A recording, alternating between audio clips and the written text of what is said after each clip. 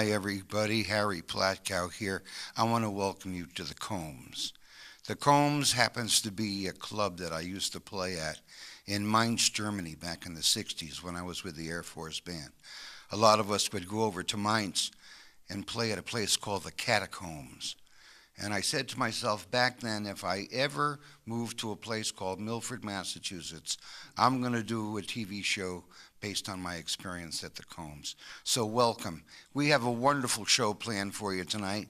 Two wonderful musicians are here. Jim Porcella, a wonderful vocalist. John Baboian on guitar. So we're going to turn it over to Jim. Whatever you want to do, Jim, it's all yours.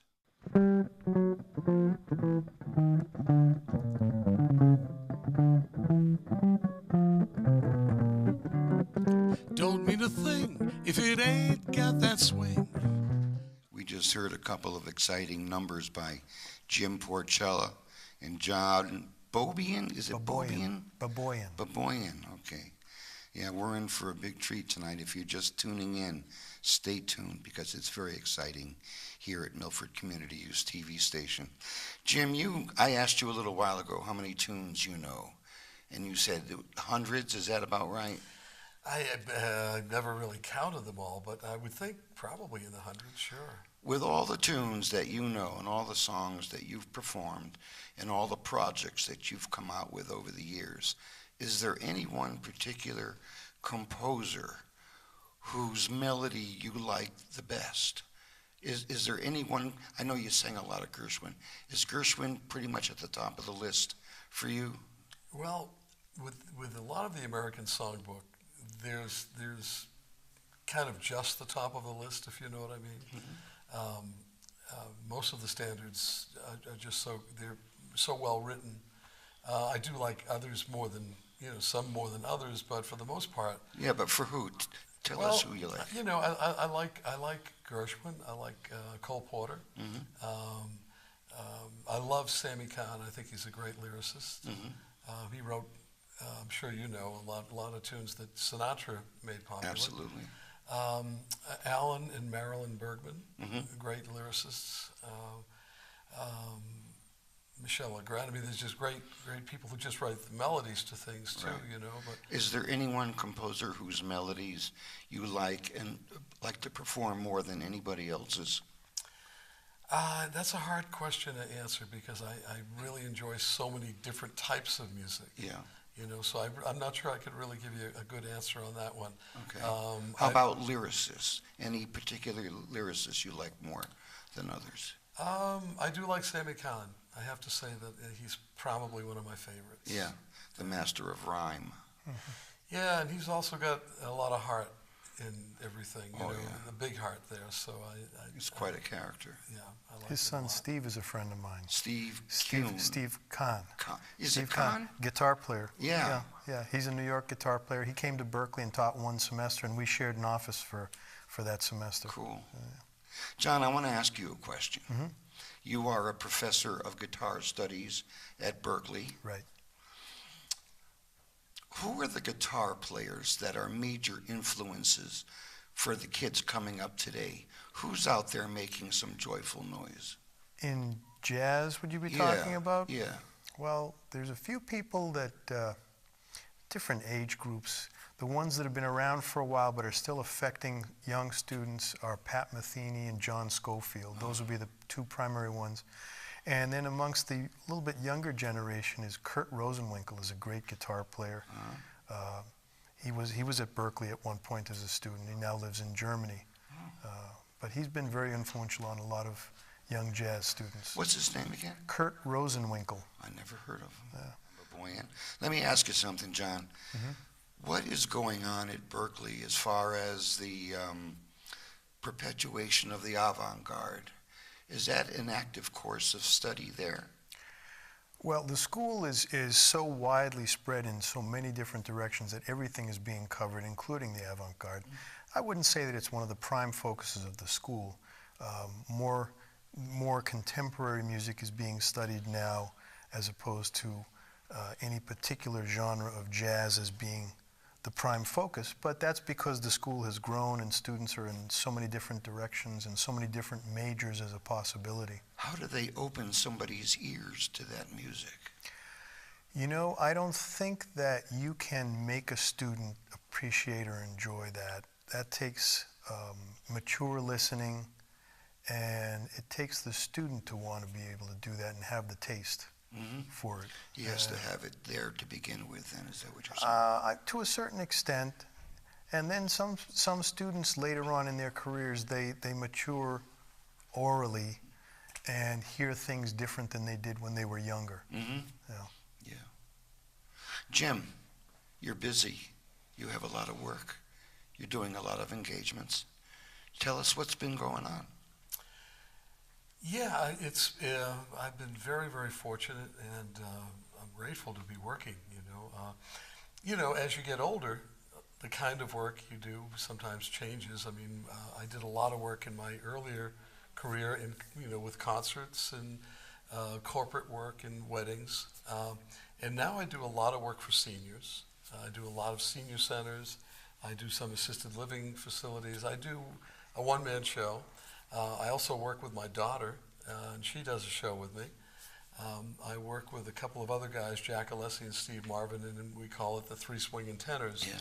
And that's a show we've had a lot of fun with, and we've traveled all over the country with. And I still work with my 9-piece swing band, Bombay Jim and the Swingin' Sapphires. Yeah. That's been ongoing for almost 20 years. And actually, other Berkeley professors, some guys that John knows, there are 4 guys that are from Berkeley, and I have been rehearsing for the last 6 months, and we just came out with a new band called Gumbo. Oh, cool. And it's all New Orleans funk and blues. And you have a project out with that music We now? just recorded, yeah, and now we're starting to look for some work for it. How about a label? Do you have a label for it? No, we're not really looking for a record label. We're kind of more looking to just play, do some gigs. I mean, a record label would be nice, but Yeah. that's not kind of our focus. Our focus is to be a working band. And Cool. do some concert work. Yeah. I am somewhat out of the loop. I'm really a jazz snob, and I really don't get the opportunity to find out what is going on in the city from listening to WICN. They just don't talk about what's going on in Boston. My question to you, what venues are out there in the city for work that you guys do, but for the stuff that you guys played tonight? Is there a venue in Boston, in Worcester, for that? Well, John and I have worked at Nick's on Millbury Street a couple of times. Let's see, where else? There's not a lot, to be honest with you. There's Ghost of Scullers in Boston, which, we haven't worked together, but we've worked many times with other folks. To be honest with you, there's not a lot of live jazz venues. There's a couple on the North Shore, and there's a couple more in Cambridge that I haven't even looked into. The Acton Jazz Cafe is another one, which is a very good one. Yeah. Riles in Cambridge. Riles is still there? Riles is still there. Oh, my. Yeah. The interesting part about that question, though, is that we both work at a lot of sushi restaurants. And for whatever reason, there are a lot of sushi and jazz restaurants going on. And Do you have a gig coming up at a venue like that soon? Every month I'm at a place in Wakefield called Sushi Island. And so they have jazz every Friday and Saturday night, vocal jazz. Yeah. And you must have worked at some of the other ones. Yeah, there's one. Sato and Sato, and then there's one in Malden called All Seasons Table. Yeah. Which is a good spot. Sushi and jazz. Sushi and jazz. It seems to work. Thank God for that, because it's one of the things that keeps us working. Good. Yeah. I'm glad to hear it. That lady be good, Mr. Porcella. Very nice. Very nice. Thank you.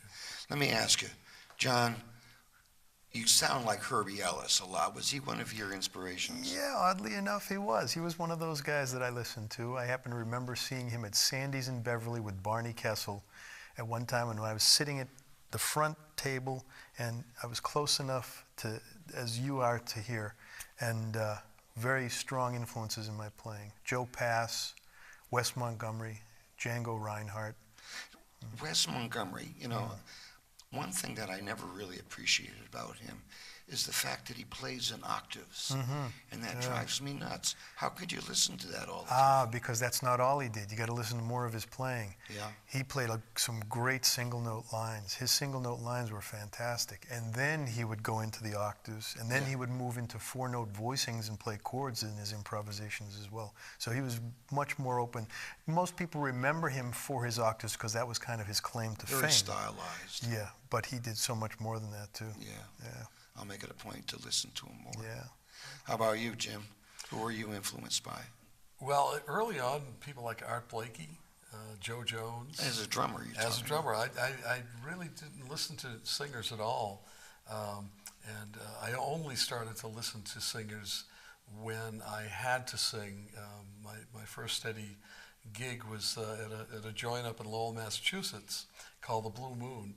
And I was working with Mike Sims and his wife, Edith, and he played piano, she played bass. And she played bass? Yeah, she played stand-up Baby Ampeg. You probably remember that, Baby Ampeg bass. And so they needed a drummer, and I joined, and I was having a great time. You know, they were doing Jackie and Roy things, and, you know, really nice Brazil '66 kind of things. And I was playing light drums and loving it, you know. And then the nightclub owner came up to Mike Sims one time and said, you know, I want everybody in the band to sing, including the drummer. So, you know, he told me, I have a new job description, I better learn to sing. I had no eyes to sing at all. I'd never listened to singers. But I started listening. And the first guy I listened to was Mel Torme.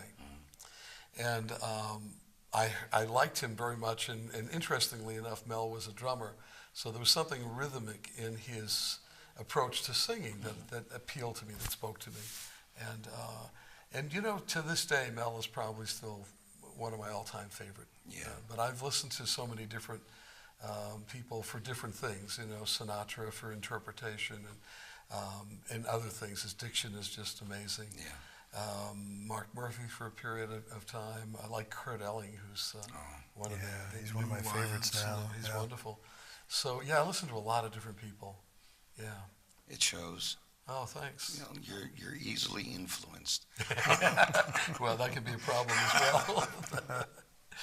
I want to thank Jim Porcella, John Baboian. Thank you very much for coming down, guys. Thanks for having us. You made some wonderful TV tonight. Well, Thank you, Harry. Lady, be good to me. Won't you have just a little bit of pity? I'm so all alone in this great big city. I tell you I'm just a lonely babe in the wood. Oh, lady, be good. Oh, lady, be good. Oh, lady, lady, be good to me.